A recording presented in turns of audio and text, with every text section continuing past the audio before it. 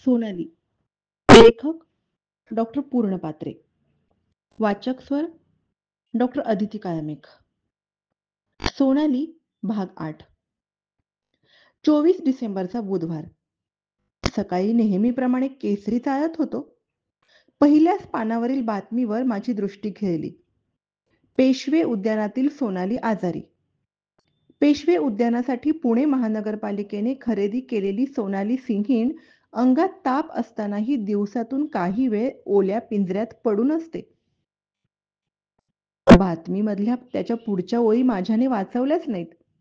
मन बेचैन झालं.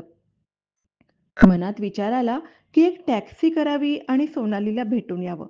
कडकडून मिठी मारावी. पण मी स्थानबद्ध होतो. स्थान ओलांडून जायचं म्हणजे तुरुंगाधिकाऱ्यांची परवानगी पाहिजे. त्यासाठी पॅरोल मिळायला हवा. लगेच, सोनाली माझी सिंहकन्या आजारी आहे. तिला भेटणं अत्यंत आवश्यक आहे. तेव्हा निदान काही तासांचा पॅरोल कृपया मिळावा. अशा आशयाचे अर्ज सर्व संबंधित अधिकाऱ्यांकडे मी केले. पण कायद्यामध्ये अशा तऱ्हेच्या पॅरोलची सोय नव्हती. मी माझ्या स्नेह्यांना सोनालीची काळजी घेण्यासाठी पत्र टाकली. पण माझ्या मनात सारखं तिला पाहावं असं वाटे. 1 महिन्यानंतर काका कानिटकरांचं सोनालीला बरं वाटत असल्याचं पत्र आलं आणि मला हायसं वाटलं. 1976चा एप्रिल महिना. दिनांक 25ला आमच्या उषा वहिनींच्या पोटाचं ऑपरेशन पुण्यात करायचं ठरलं. घरचा डॉक्टर या नात्याने ऑपरेशनच्या वेळी माझी उपस्थिती आवश्यक होती. तडक डॉक्टर उमराणीकर यांच्या दवाखान्यात गेलो. 1.25 तास ऑपरेशन चालू होतं. सर्व गोष्टी व्यवस्थित पार पडल्या. वहिनींना धीर देऊन मी तसाच भेटायला निघालो सोनालीला. 10 महिन्यानंतरची ती भेट होती. मधल्या तिच्या आजारपणाच्या बातम्या. त्यामुळे तिला भेटण्यासाठी मी विलक्षण आतुर झालो होतो. परमेश्वरी कृपेने मला संधी मिळाली. मुलाच्या भेटीच्या तीव्रतेने हिरकणीने ज्या अवसानानं गडावरून खाली दरीत शरीर झोकून दिलं होतं, ते अवसान माझ्या अंगी संचारलं होतं. श्रीयुत मेहंदळे यांनी गाडी आणली होती. योगायोगाची गोष्ट म्हणजे परीक्षेसाठी शरद वाघही पॅरोलवर बाहेर होते. मला शरद वाघांना बरोबर न्यायचं होतं, कारण त्यांनी माझं सोनालीवरील प्रेम शब्दांतून साकार केलं होतं. पण आता त्यांना ते प्रत्यक्ष अनुभवायचं होतं. त्यांच्या घरी गेलो तेव्हा ते अभ्यासासाठी त्यांच्या एका प्राध्यापक मित्राकडे गेल्याचं कळलं. तिकडे गेलो, वाघांना गाडीत घेतलं. जाताना, इतक्या प्रदीर्घ काळानंतर सोना तुम्हाला ओळखेल का हो डॉक्टर? असा प्रश्न वाघांनी विचारला.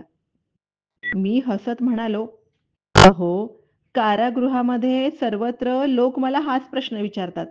सोना ओळखेल का? आता प्रत्यक्ष पाहूया आपण. पण मला खात्री आहे की प्रेमाचा कधीही पराभव होत नसतो. काय प्रमिला? तेवढ्यात आमची गाडी पेशवे बागेत शिरली. त्याच्या पुढच्या प्रसंगाचं वर्णन प्राध्यापक शरद वाघांनी पत्रातून केलं आहे, ते आता मी जसंच्या तसं देतो आहे. ते लिहितात, सोनाली पेशवे बागेतील मोठ्या पिंजऱ्यात होती. बाहेर ऊन तापलं होतं. वातावरणात आळशीपणा जाणवत होता. सोनाली सुस्त होती. तेवढ्यात सोनालीला न दिसेल अशा मोठ्या पिंजऱ्याच्या बाजूला डॉक्टर उभे राहिले आणि त्यांनी हाक मारली, सोना, सोना. आणि काय आश्चर्य, सोनालीनं टुणकन उडी मारली. आईची हाक ऐकताच मूल जसं झेप टाकतं तशी सोनालीने आवाजाच्या दिशेने झेप टाकली. डॉक्टर पुढे आले. सोनालीची आणि त्यांची दृष्टादृष्ट झाली. 10 महिन्यानंतर झालेली एका पित्याची आणि त्याच्या कन्येची अमर भेट. एका क्षणात ते 4 डोळे एकमेकांना कितीतरी गोष्टी सांगून गेले.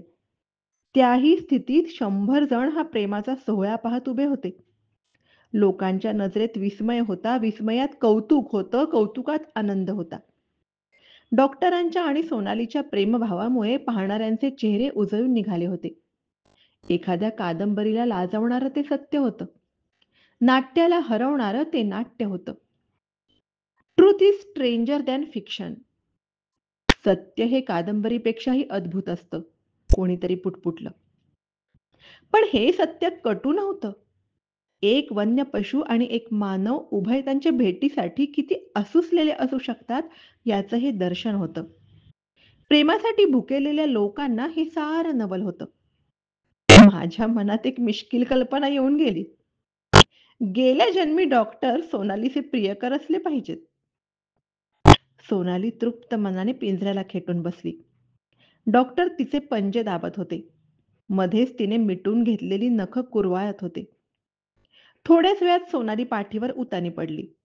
डॉक्टरांना आता तिला पोटाला खाजवायचं होतं, मानेला चोळायचं होतं. पण मध्ये पिंजऱ्याची जाळी होती. सोनाली स्थानबद्ध होती. डॉक्टरांनी प्राणीसंग्रहालय रक्षकाला परोपरीनं त्यांना आत जाण्यासाठी पिंजऱ्यात सोडायला सांगितलं. पण रखवालदाराने काही डॉक्टरांना पिंजऱ्याच्या आत जाऊ दिलं नाही. कायद्याला डोळे नसतात. हृदय प्रेम नसतं. कायद्याला गाढव का म्हणतात हे मला कळलं. डॉक्टर भोवतालच्या जगाचं भान विसरले. आपण बागेत आहोत, लोक पाहत आहेत, सुभाष आहे, प्रमिला आहे. छे छे, डॉक्टरांच्या दृष्टीने कोणी नव्हतं. होती फक्त सोनाली. आणि सोनालीलाही दिसत होते डॉक्टर. फक्त डॉक्टर. ती पुन्हा आनंदाने उभी राहिली. पाठीची बाजू पिंजऱ्यावर घासू लागली. मांजर कशी पाठ घासते तशी. तिची ही लगट विलक्षण होती. तेवढ्यात एक रक्षक हातात दूध आणि मांस घेऊन आला. तो म्हणाला, डॉक्टर साहेब, सोनालीला मी आतल्या पिंजऱ्यात घेतो. ती आतल्या पिंजऱ्यात कोंडली गेली की मग तुम्ही मोठ्या पिंजऱ्यात या. तिची जेवायची वेळ झालीये. रक्षकानं आतला पिंजरा उघडला. पण सोनाली काही आत जाईना. खाणं पाहिल्यावर धावत सुटणारी सोनाली आज त्या बाजूला वळली सुद्धा नाही. शेवटी बाहेरून छोट्या पिंजऱ्याच्या बाजूला जाऊन डॉक्टरांनी तिला हाक मारली, सोना. सोना धावतच आत गेली. ती आत शिरताच रखवालदाराने खटक्याने दार लावले. सोनाली मोठ्या पिंजऱ्यामधून आतल्या पिंजऱ्यात बंदिस्त झाली. डॉक्टर मोठ्या पिंजऱ्यात शिरले. बरोबर दीपाली होती. चिमुकल्या हाताने आणि कोवळ्या पोलाने ती सोनालीला हात लावून हळूच पळ आणि शोना म्हणून नाचे. सोनाली आणि रुपाली दीपाली ह्या तिघी एकमेकींच्या गट्टीच्या मैत्रिणी. सोनालीचं आणि रुपालीचं अद्भुत प्रेम. जेव्हा सोनाली सुरुवातीला पेशवे बागेत आली तेव्हा करवली म्हणून आणि तिला बरं वाटावं म्हणून रुपाली तिच्या पिंजऱ्यात राहिली. त्यावेळी पुणेकरांनी हे प्रेम अनुभवलेलं होतं. आता दीपाली आणि सोनालीचं उत्कट प्रेम लोक पाहत होते. 1 वाजून गेला होता. पाहणाऱ्या मंडळींना कंटाळा नव्हता. डॉक्टरांनी रखवालदाराच्या हातून दूध घेतलं. बकेटमधून मांसाचे मोठे तुकडे घेतले. स्वतःच्या हातानं सोनालीला खाऊ घालणं म्हणजे स्वर्गसुख लुटणं. डॉक्टरांचा तो आवडता छंद. घरी पाळलेले सर्व वन्य पशु, मग तो राज असो, राजा असो, गीता असो किंवा सोनाली असो, सगळे डॉक्टरांच्या हातूनच जेवणार. चिमट्याने एक एक मांसाचा तुकडा सोनालीला देत असतानाचा अपूर्व आनंद डॉक्टरांनी आताही भरभरून लुटला. आज पुन्हा तो योग जो आला होता. चल, घे सोना, दूध घे आणि हा मांसाचा तुकडा. सोनालीने प्रतिसाद दिला नाही. फरशीवर हाताने ठेका देत डॉक्टर पुन्हा म्हणाले, चल सोना, आटप. पण सोना छोट्याशा पिंजऱ्यात अस्वस्थपणे हालचाल करत होती. डॉक्टरांनी पुन्हा प्रयत्न केला. व्याकुळलेल्या नजरेने सोनाली डॉक्टरांकडे पाहत होती. मांसाकडे तिने ढुंकून सुद्धा पाहिलं नाही. 1-2 मिनिटं अशीच शांततेत गेली. बागेत कोणीतरी ट्रान्झिस्टर लावला होता. त्यावर गीत लागलं होतं, डोळ्यात वाच माझ्या तू गीत भावनांचे. मी डॉक्टरांकडे पाहिलं. त्यांच्या डोळ्यातून अश्रुधारा वाहत होत्या. सोनालीचा भाव त्यांना कळला. असे दगडासारखे निष्ठुर होऊन पिंजऱ्याबाहेरून परक्यासारखे माझ्याकडे काय पाहता? डॉक्टर, तुमच्या सोनाला भूक मांसाची नाही, दुधाची नाही, भूक आहे तुम्हाला कडकडून भेटण्याची, तुमच्या मांडीवर झोपण्याची. डॉक्टरांना सोनालीची ही भाषा कळली, पण कायदा आड आला होता. सोनाली रागावली होती. जंगलच्या राणीला माणसांचे कायदे काय माहिती? ती खाणार नाही हे त्यांनी ओळखलं. कडकडून भेटल्याशिवाय ती खाईल कशी? माणसापेक्षा तिची संस्कृती वेगळी होती. डॉक्टरांनी स्वतःला आवरलं. डोळे भरून तिला पाहून घेतलं. "चला डॉक्टर, उशीर होतोय," प्रमिलाताई म्हणाल्या. डॉक्टर मोठ्या पिंजऱ्यातून बाहेर पडले. पिंजरा लागला. पाणावलेल्या डोळ्याने सोना पाहत होती. लोक आलटून-पालटून दोघांकडे पाहत होते. डॉक्टरांनी लोकांच्या नजरेला नजर दिली नाही. जड पावलांनी त्याने निरोप घेतला. एक कधीही न पाहायला मिळणारी अमर भेट मी पाहिली. डॉक्टर पूर्णपात्रे आणि त्यांची मानसकन्या सोना. केवळ मीच नव्हे तर साऱ्यांनी अनुभवलं. ज्यांनी हे अवर्णनीय दृश्य पाहिलं ते भाग्याचे. त्यापैकी एक मी होतो.